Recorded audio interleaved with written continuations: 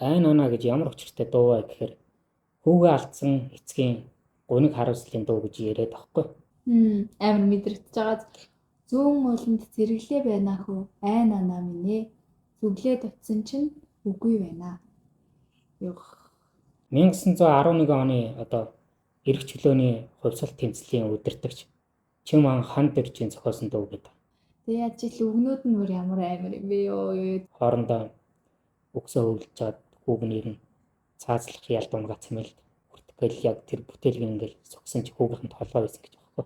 Унтах нойрондоо хоёулаа байна хөө. Айн анаа минь ээ. Унтаад сэрсэн чинь ганцаараа байна хөө.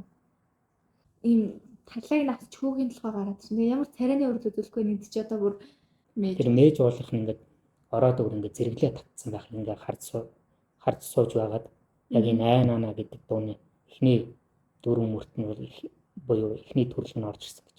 Ер нь ханд ванд ч гэлтгүй Монгол ноёдод тийм сануулгах болохын үүднээс хүүгийнх нь толгойг авсан гэдэг байна. Энэ ноёд чинь ингээл хүүгүүдэд зарцсан шүү дээ. Яалч гэлнэ гоныг харуулсан тий. Тэрээс нь сайн ингээл гол тураал авчиж ижилээ. Одоо яг тэрээс санаанд орж ийн ёо. Хүүгээ алдсан тэр эцгийн үр шансан бол яалч гэнэ.